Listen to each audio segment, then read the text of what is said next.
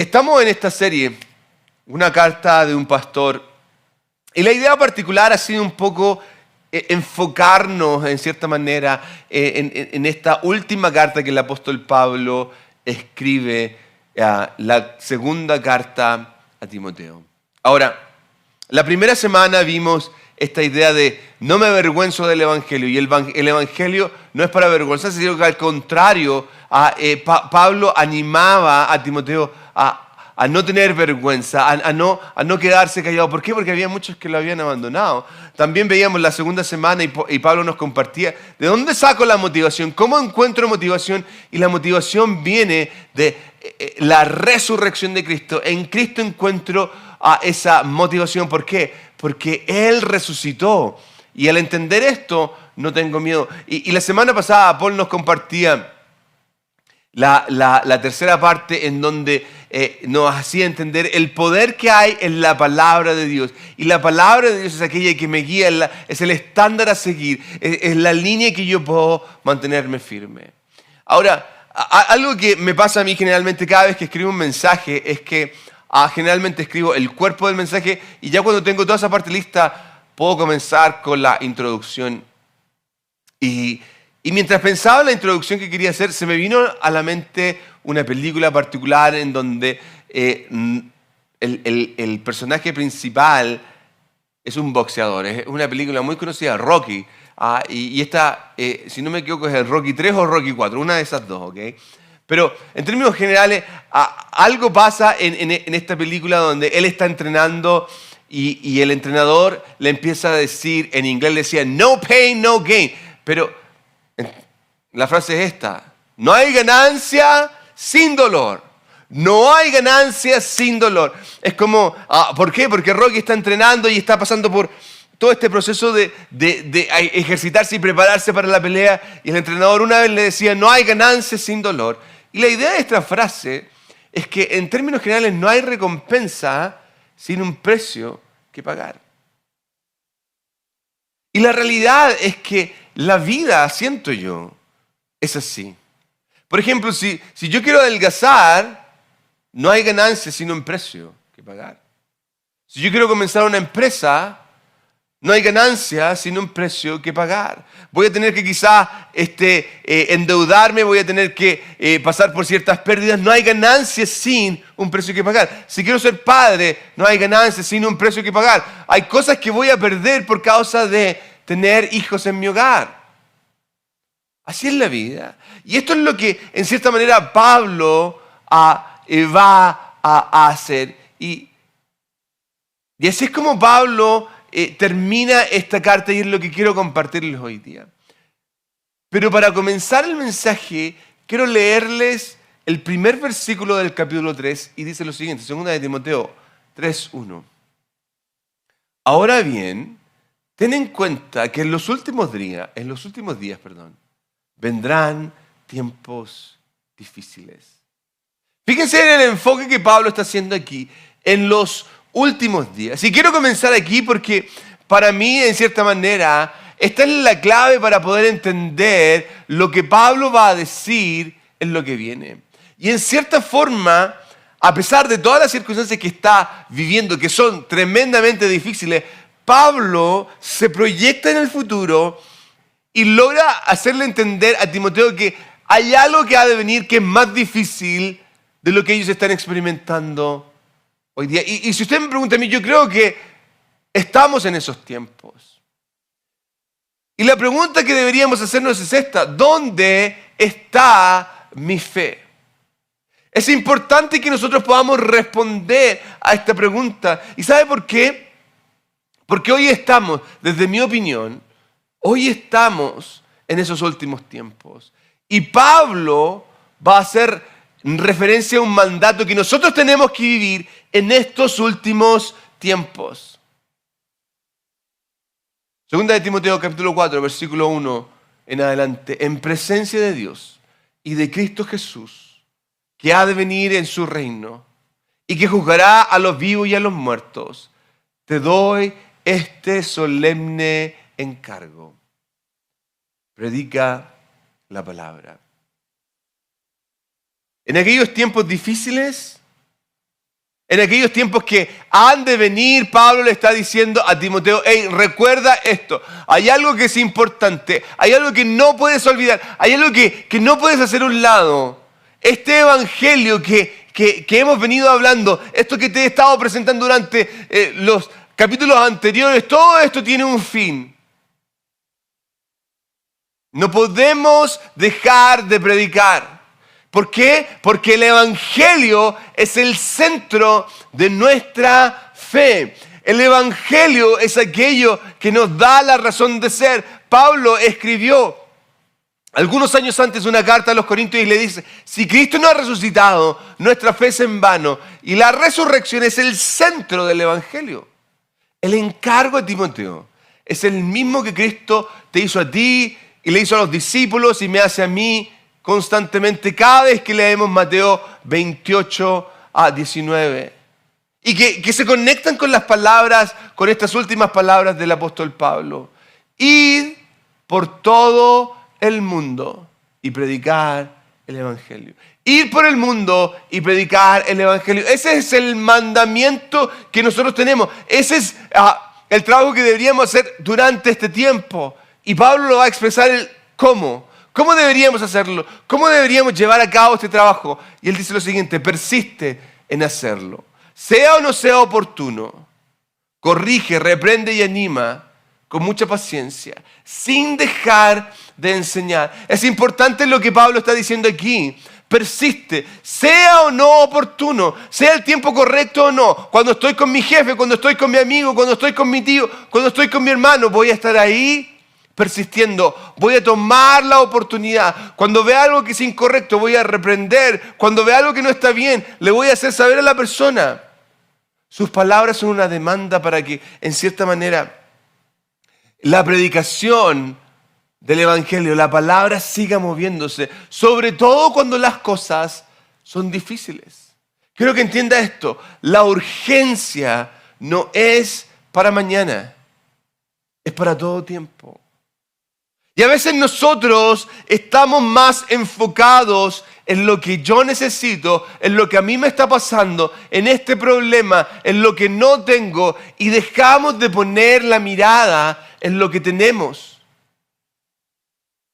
en el mandato que hemos recibido, en el trabajo que tenemos que hacer, en el llamado y la responsabilidad que hay para cada uno de nosotros.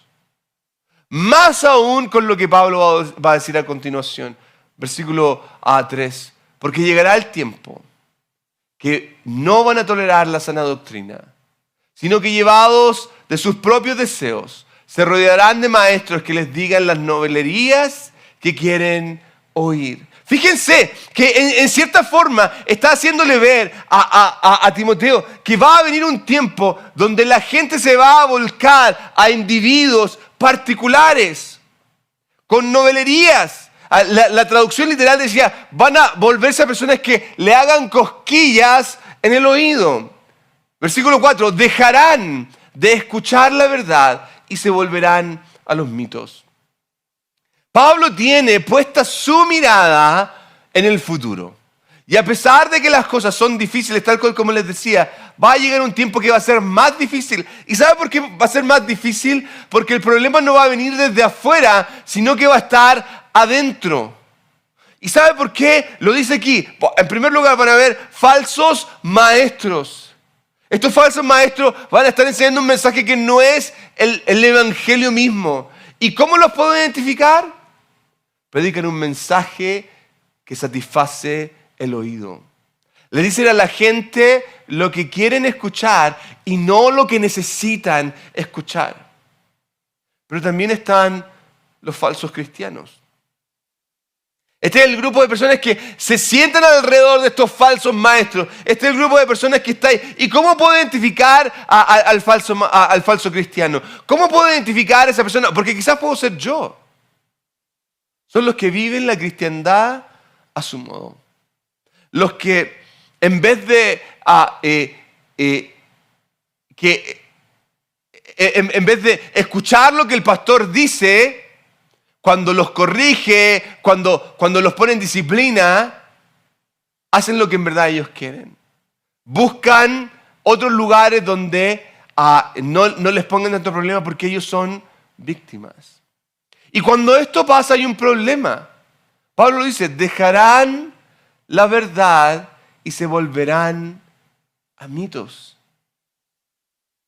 Van a buscar personas que les digan mitos. Yo les he contado esta historia muchas veces porque para mí me asombra cómo muchas veces, porque yo quiero hacer mi propia voluntad, caigo en ideas mitológicas. Una persona una vez me decía que tuvo un sueño donde Dios le había hablado que se tenía que divorciar, y cuando yo confronto a esta persona que eso no es de Dios y que no se estaba sometiendo a la palabra de Dios y por ende no se estaba sometiendo a la autoridad que el Señor había puesto sobre mí, se va de la iglesia.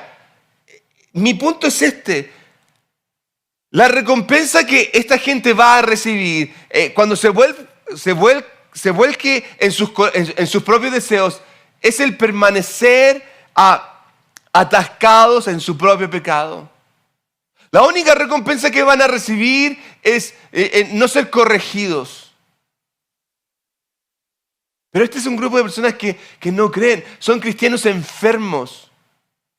Una plaga que hace más daño que bien. Y Pablo está diciendo a Timoteo, hey, va a llegar este tiempo donde van a haber estas personas que van a querer buscar su propio deseo. Van a buscar maestros que les digan lo que ellos quieren. Versículo 5, pero tú por el contrario, y marca este contraste, fíjense, sé prudente en todas las circunstancias, soporta los sufrimientos, dedícate a la evangelización, cumple con los deberes de tu ministerio. La demanda que Pablo está haciéndole a Timoteo en estas palabras es, tú tienes que marcar la diferencia, no puedes ser como el resto. Y hermanos, hermanas que me están viendo hoy día, la invitación es esa también para ti y para mí. Nosotros tenemos que marcar la diferencia cuando se trata de entre nosotros y el mundo. No puedo seguir a estos falsos maestros, no puedo ser un falso cristiano. Porque entienda esto, un verdadero cristiano no evita el sufrimiento, lo soporta. Un verdadero cristiano está ahí y está diciendo, hey, aquí estoy. Cuando está pasando por esos tiempos difíciles, va a decir, aunque ande en valle de sombra y de muerte, no temeré. Por otro lado, un verdadero cristiano no evade la obra, la lleva a cabo. Muchas veces, miren, yo observo cristianos que vienen a la iglesia y vienen a la iglesia y vienen a la iglesia y no hacen nada.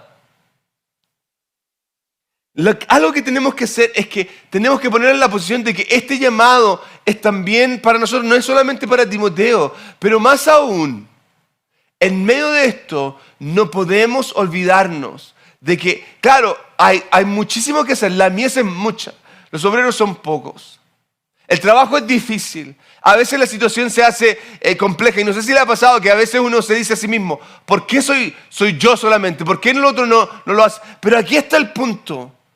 No podemos olvidarnos del premio que ha de venir. Versículo 6 dice lo siguiente. Por mi parte, yo ya estoy a punto de ser ofrecido como un sacrificio y el tiempo de mi partida ha llegado. Cuando miro estas palabras, logro darme cuenta de que en cierta manera Pablo está cambiando su tono. Porque ahora lo está haciendo muchísimo más íntimo. Ahora está hablando de lo que él sabe que ha de venir y sabe lo que ha de pasar, pero él entiende que, en cierta manera, cualquier cosa que pase, es una ofrenda de sacrificio a Dios. Y esta ofrenda tiene una referencia a las ofrendas que se hacían en el Antiguo Testamento. Habían distintos tipos de ofrenda. ¿Ok? Pero esta sangre derramada era una ofrenda especial, una ofrenda que la persona traía en reconocimiento a Dios. Y Pablo está diciendo, yo soy esa sangre derramada que se pone en el altar como un reconocimiento a Dios. ¿Por qué? Porque Pablo, en este caso, él no quiere dar una parte. Está dispuesto a darlo todo. No está ahí por un poquitito, el día domingo. No, él está dispuesto a darlo todo. Entienda esto, no hay ganancia sin dolor. No voy a poder ver el premio si no paso por el valle de sombra y de muerte. Pablo ha entendido que su vida ya está lista. De hecho, como lo hemos dicho durante este tiempo, Las circunstancias que está pasando son complejas y él sabe que va a morir. Pero Pablo, su mente, su corazón no está puesto en lo que está pasando físicamente, sino que está puesto en lo espiritual, en lo que viene. De hecho, fíjense, versículo 7. He peleado la buena batalla, he terminado la carrera y me he mantenido en la fe. He peleado la buena batalla, he terminado la carrera, me he mantenido en la fe. Hay una idea aquí que es importante destacarla. No es como comienzas la carrera, es como la terminas. No son los obstáculos que tuviste, sino cómo los enfrentaste. Y Pablo, en este caso, se ha mantenido fiel en la fe. Quiero que entienda esto. Cuando las circunstancias son difíciles, la tendencia es a arrancar. La tendencia cuando las circunstancias son difíciles es irse de la iglesia. La tendencia cuando las circunstancias son difíciles es ya no querer más de Dios. Pero nos olvidamos de que si soy capaz de atravesar por ese tiempo complejo, puede que haya algo para mí. De hecho, el que arranca no aprende. ¿Cómo voy a conocer la fidelidad de Dios? ¿Cómo voy a ver el poder de Dios si no estoy dispuesto a pasar por ese tiempo difícil? Recuerde, no hay recompensa sin dolor. Y hasta este punto, Pablo se ha mantenido firme a pesar de todas las situaciones difíciles. No porque lo que está pasando se ha puesto más fácil, sino porque tiene puesta su mirada en la meta. Oh, va a llegar ese día, va a llegar ese día. Y fíjense, versículo 8, él dice lo siguiente: por lo demás, me espera la corona de justicia que el Señor, el juez justo, me otorgará en aquel día.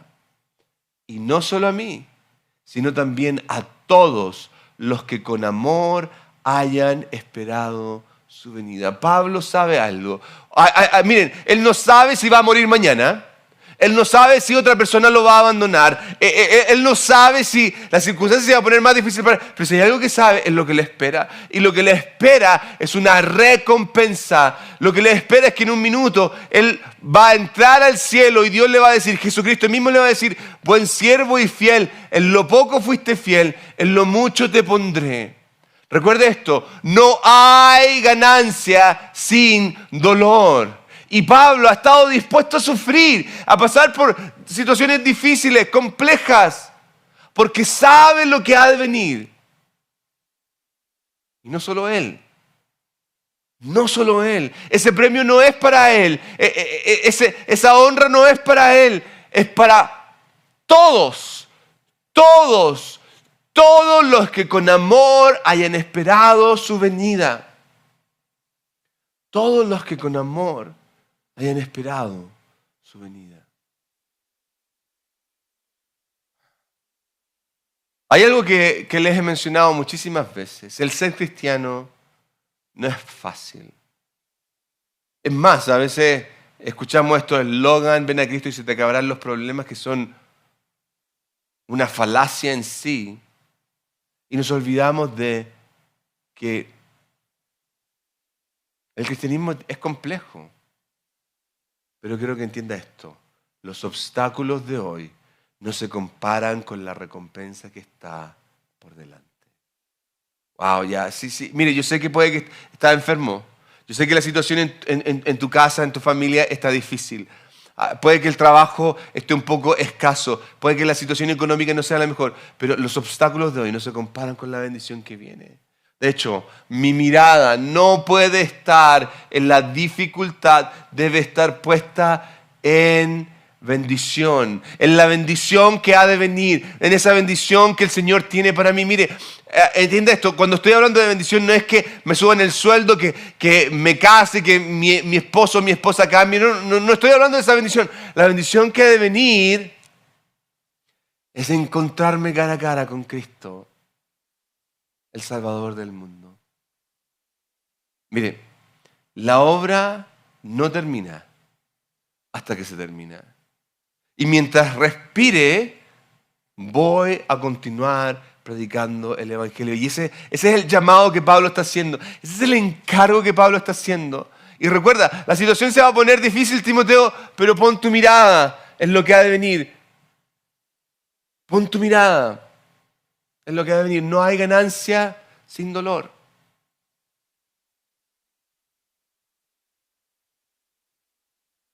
Esta no es la primera vez que Pablo está en la cárcel. Les mencionaba anteriormente de que, en cierta manera, este es su segundo encarcelamiento. Y la primera vez que estaba encarcelado, él tampoco sabía si iba a vivir o no. Pero su vida ha sido una vida de constancia. Y quiero terminar con estas palabras que él escribe en su primer encarcelamiento.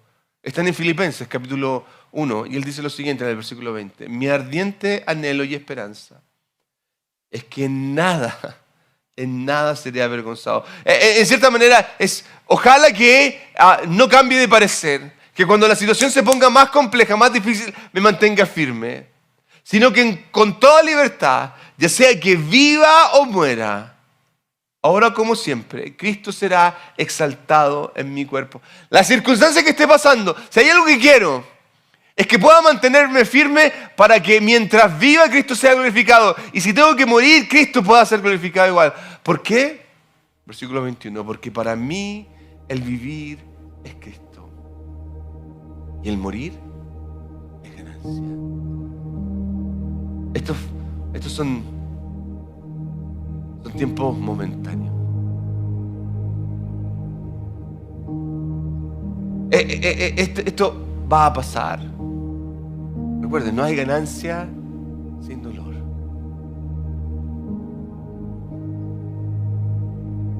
Y si vivo, voy a vivir para Cristo. Y si muero, mi vida va a ser para glorificar a Cristo. La pregunta es, ¿y tú? ¿Qué va a pasar contigo? ¿Qué va a pasar con tu corazón? ¿Vas a mirar las circunstancias de hoy día o vas a mirar lo que ha de venir? ¿Tus ojos están puestos en lo que está pasando o tus ojos están puestos, tu mirada está puesta en el premio, en la corona de justicia que el juez justo dará en aquel día? No solo a mí, sino a todos aquellos que con anhelo esperan su venida. ¿Dónde estás tú? Oremos. Señor, en esta hora reconocemos nuestra necesidad de ti.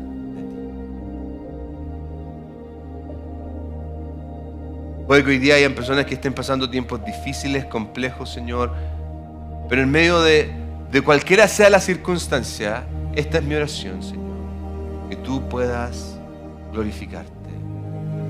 Señor, que tu nombre pueda ser exaltado a través de nuestra vida. Y que podamos vivir, Señor, enfocados en el premio final y no en el tiempo momentáneo. Que podamos estar enfocados en encontrarnos contigo, Señor, cara a cara y no en los problemas que se puedan levantar y que nos golpean en la cara. Recuérdanos, Señor, que no hay ganancia sin dolor y que cualquier sufrimiento que podamos estar pasando hoy día es una cuestión momentánea. Padre, te pido que tú puedas bendecir a cada familia, a cada persona, que tu misericordia pueda alcanzar a aquel que está hoy día perdido. Y en medio de la necesidad, Señor, tú puedas responder al corazón que hoy día está clamando a ti, Señor. Bendice el resto de esta semana, el resto de este día, Señor, que tu misericordia pueda estar en cada una de las personas, en el nombre de Cristo Jesús. Amén y amén. Dios les bendiga. Nos vemos el próximo domingo.